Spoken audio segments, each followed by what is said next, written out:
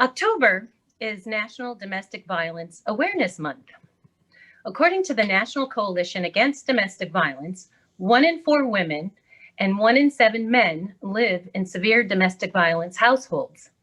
Severe means beating, burning, strangling, basically any form of violence that can kill you. 72% of all murder suicides involve an intimate partner. 94% of those victims are female. 20 people per minute are abused in America for a total of 10 million a year. And just last night, I heard on the evening news that 80% of domestic violence incidences go unreported. Look around you at this group and the people who are here at this meeting.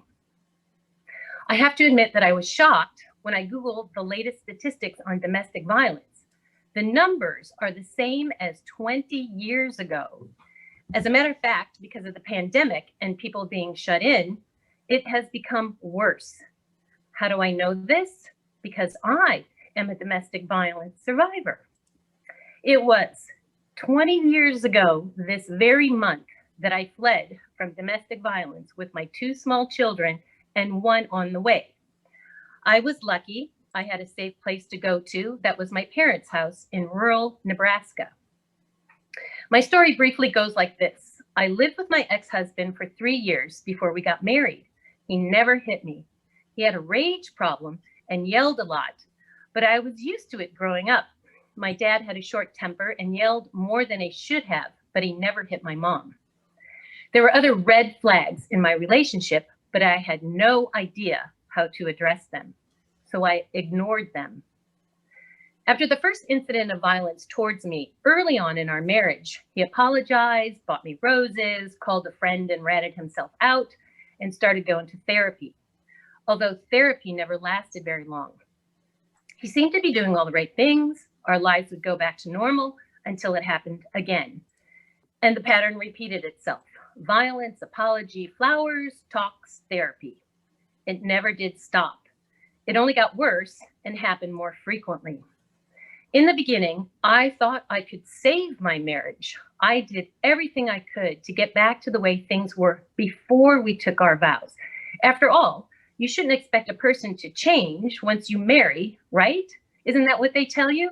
So in my head, if I could only get him to be the person he was up until we married, then he would stop being the violent person he is now.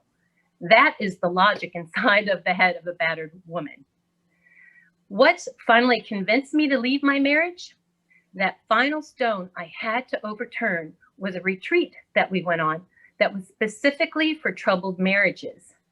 During the course of this weekend, I was secretly told by several leaders and workshop presenters that I need to get the hell out. They were able to talk to me alone and hand me some literature on domestic violence, which included the 800 hotline telephone number. Immediately following the weekend, things were good for a while, but rage and violence reared its ugly head, and I made that first phone call to the hotline. I can't tell you how ashamed, this is where I usually cry. I can't tell you how ashamed I was. Sorry. Knowing that I was living the life of a battered wife. I tried to hide it and pretend everything was good. I wasn't a young teen girl in over my head. I was in my early 30s. I was an educated woman with a master's degree. Everyone asks, why do people stay with the abusive partner? Why don't you just leave? But did you know this? 75% of women are murdered within the first 2 weeks of leaving their abuser. It can be safer to stay with the abuser than to leave, especially if you don't have a safe place to go to. Why am I sharing my story publicly for the first time after all these years? Because I wasn't ready. My priority was keeping my children safe. Sometimes we weren't safe in public spaces, and sometimes my ex-husband would hurt people who tried to help me. My children are no longer minors, and 2 of them are bigger, taller, and stronger than my ex-husband. So finally, it is safe, and I have the courage to speak my story out loud. Just because I left the abuse 20 years ago, didn't mean it stopped. I was dragged through the courts of Queens, Brooklyn, Staten Island, and finally the Milford, Connecticut courts for a total of 14 years. I can't tell you the financial toll it took on me. I know mistakes that lawyers make. Did you know there is a pie chart the domestic violence counselors handed me? It's called the Power and Control Pie Chart. There are 8 pieces of the pie, and one of them is economic abuse. I didn't realize I was being economically abused until I saw this chart. I'll give you an example. When we were married and I was pregnant with our second child, most days were good. As a matter of fact, he happened upon a job situation that took us from struggling to pay the bills to a lucrative 6-digit income. He only gave me $100 a week to buy food. One time I asked for more money.